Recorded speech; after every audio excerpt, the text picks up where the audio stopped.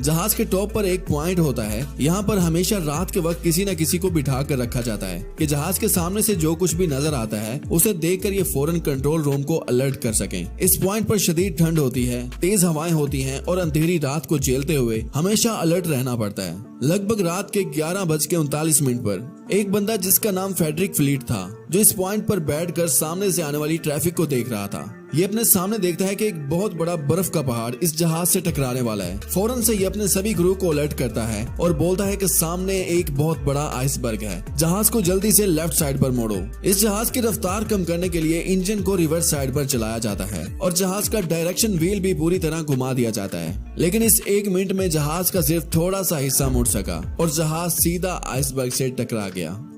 ये कोई छोटा मोटा आइसबर्ग नहीं था, बल्कि ये iceberg up to down 400 feet और राइट टू लेफ्ट 200 फीट था। साइंटिस्ट के मुताबिक इस आइसबर्ग का वजन लगभग 1.5 मिलियन टन होगा और ये आज से लगभग 1 लाख साल पुराना आइसबर्ग था। तकरीबन 10 सेकंड तक ये जहाज इसी के साथ रगड़ खाता रहा और इसी टकराव में टाइटैनिक के बॉटम एरिया पर बहुत ज्यादा डेंट पड़ गया और इसी वजह से शिप की बॉडी में छोटे छोटे छेद भी बन गए। इस शिप के टकराव के बाद एडवर्ड जॉन स्मिथ और इस शिप के आर्किटेक्ट फौरन इस शिप का जायजा लेते हैं कि इस जहाज को इस टकराव से कितनी चोट पहुंची है, कहीं ये जहाज इस टकराव से डूब तो नहीं जाएगा। जब इन्होंने बहुत बारीकी से देखा तो इन्हें रियलाइज हुआ कि ये जहाज 2 घंटे से भी कम वक्त में डूब जाएगा। जहाज का क्रू ये सुनकर एकदम से सदमे में चले गए, क्योंकि वो तो बस यही जानते थे कि ये जहाज अनसिंकेबल है, ये कभी भी डूब नहीं सकता। इस जहाज को जिस टेक्नोलॉजी की बेस पर बनाया था वो टेक्नोलॉजी भी अब फ्लॉप हो गई थी, क्योंकि इस जहाज के बॉटम को 16 कंपार्टमेंट में बनाया गया था। 16 में से अगर 4 कंपार्टमेंट में भी पानी भर जाता तो ये जहाज ठीक ठाक तैर सकता था। लेकिन आइसबर्ग से जो टकराव हुआ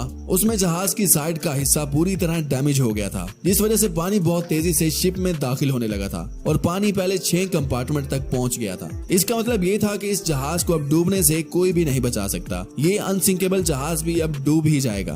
रात के लगभग 12 बज रहे थे और जहाज के आगे का हिस्सा अब आहिस्ता आहिस्ता डूबता जा रहा था। तभी जहाज के कैप्टन स्मिथ ने रेडियो ऑपरेटर को बार बार ये ऑर्डर किया कि जहाज के आसपास एक रेडियो सिग्नल भेजो ताकि कोई इस सिग्नल को रिसीव कर सके और हमारी मदद के लिए आ सके।